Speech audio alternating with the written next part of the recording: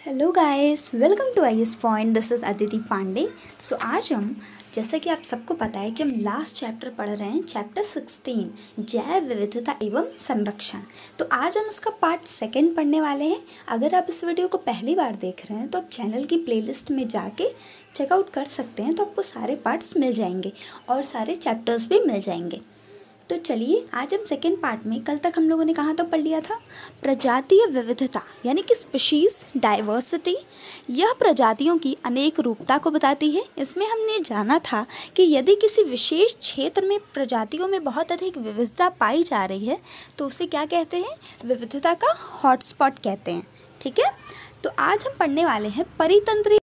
अच्छा, हम लोगों ने परितंत्र के बारे में तो पढ़ा ही था पिछले अध्याय में कि परितंत्र क्या होता है। यदि हम एक जल परितंत्र की बात करें तो उसके अंदर क्या क्या आते हैं? देखिए, उसके अंदर आएंगे कुछ एल्गीज और प्लांट्स जिन्हें छोटी मछलियाँ खाती होंगी, और फिर जो छोटी छोटी मछलियाँ हैं उन्हें बड़ी बड़ी मछलियाँ खाती होंगी।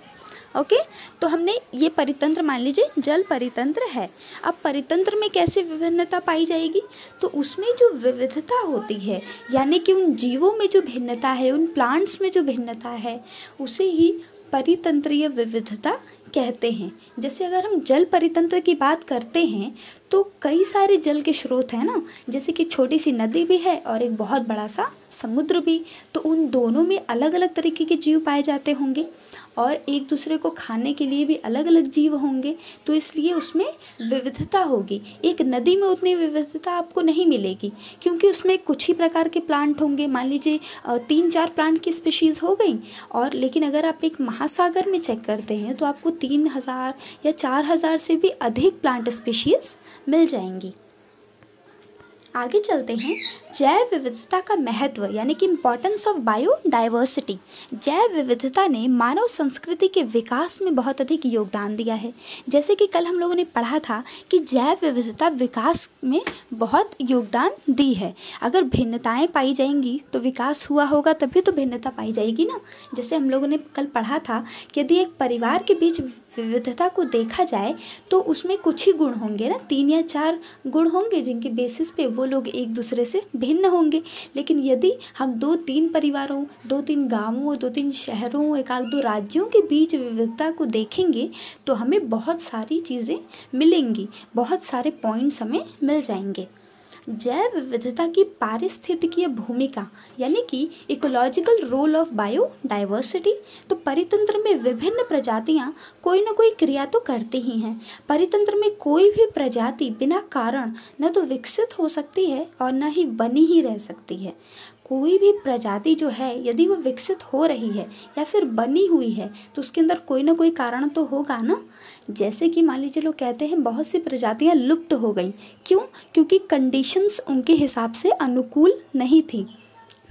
अगर मान लीजिए कि हम कह दें कि अगर आपको एक जगह रहने की आदत है, ठीक है, आपको कुछ तो कहते हैं ना कि हमें अपने रूम में ये तकिया बहुत पसंद है, हम इसी तकिए पे सोते हैं, नहीं तो नहीं सोते हैं। अगर वो हटा दिया जाए तो आपको 2-3 दिन नींद नहीं आएगी, प्रॉब्लम होगी, तो वो आपके लिए कारण है ना। उसी तरीके से जो प्रजाति है वो किसी न किसी कारण के ही विकसित होती है। अगर वो कारण नहीं है तो विकसित नहीं हो सकती, नहीं बनी रह सकती है। अर्थात प्रत्येक जीव अपनी ज़रूरत पूरा करने के साथ साथ दूसरे जीवों के पनपने में भी सहायक होता है। हम अपनी ज़रूरतों को पूरा तो करते हैं। यदि अगर मनुष्य नहीं होते तो सर में जो जूं पाई जाती है वो कैसे होती? नहीं होती ना। वो इसलिए ही पाई जाती है क्योंकि हम हैं। अगर हम नहीं होते तो वो नहीं होते। ठीक है, तो यदि हम हैं तो कुछ कारण उसका है, और यदि कुछ कारण है तो ही हम हैं। मान लीजिए कि अगर सूर्य नहीं होता तो हम लोग रह पाते क्या? नहीं रह पाते ना, क्योंकि हमें ऊर्जा का स्रोत हमारे लिए क्या है? सूर्य है। यदि सूर्य नहीं होता तो प्लांट्स नहीं होते, प्लांट्स नहीं होते तो ऑक्सीजन नहीं होता, ऑक्सीजन नहीं होता तो हम लोग भी नहीं होते।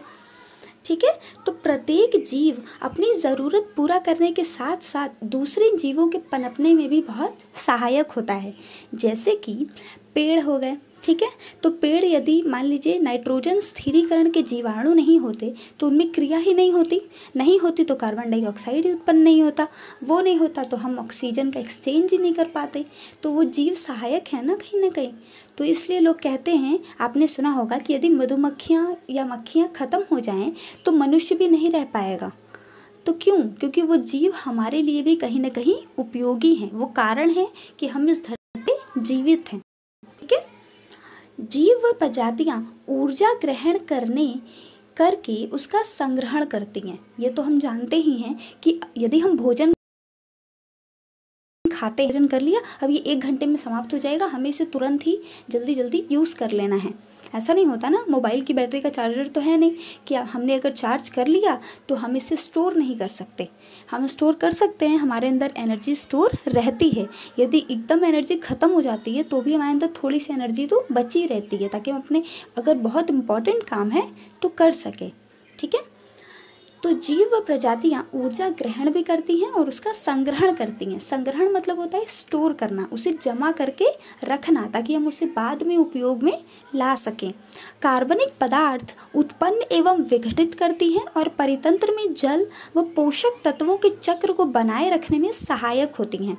बहुत सारे कार्बनिक पदार्थों को उत्पन्न भी करती हैं, जैसे और परितंत्र में जल व पोषक तत्वों के चक्र को बनाए रखने में सहायक होती हैं। इसके अतिरिक्त कई प्रजातियां वायुमंडलीय गैस को स्थिर करती हैं और जलवायु को नियंत्रित करने में भी सहायक होती हैं।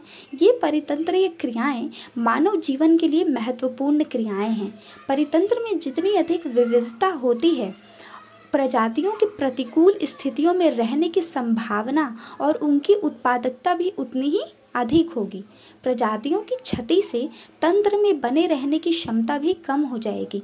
अधिक आनुवंशिक विविधता वाले प्रजातियों की तरह अधिक जैव विविधता वाले परितंत्र में पर्यावरण के बदलावों को सहन करने की अधिक क्षमता होती है। तो इसमें ये कहा जा रहा है कि जहाँ जैव विविधता बहुत अधिक होगी, वहाँ पे पर्यावरण का जो भी परिवर्तन होगा उसे सहन करने की क्षमता भी उतनी ही अधिक होती है। तो जिस परितंत्र में जितनी प्रकार की प्रजातियाँ होती हैं ना, वो परितंत्र उतना ही स्थायी होता है। ठीक है, तो कल हम इसके आगे से कंटिन्यू करेंगे। आज हम अपना लेसन यहीं पे स्टॉप करते हैं। अगर आपको वीडियो अच्छी लगी हो तो लाइक कीजिएगा, हमारे चैनल को सब्सक्राइब कीजिएगा। आपको कोई भी क्वेश्चन हो किसी भी सब्जेक्ट से रिलेटेड तो आप उसे पूछ सकते हैं और कमेंट सेक्शन में आप लिख सकते हैं। और अगर आपको इस सेशन में भी कोई डाउट हो तो उसे भी आप कमेंट सेक्शन में लिखिएगा, हम उसे ज़रूर एक्सप्लेन और क्लियर करने की कोशिश करेंगे। So thank you so much for watching.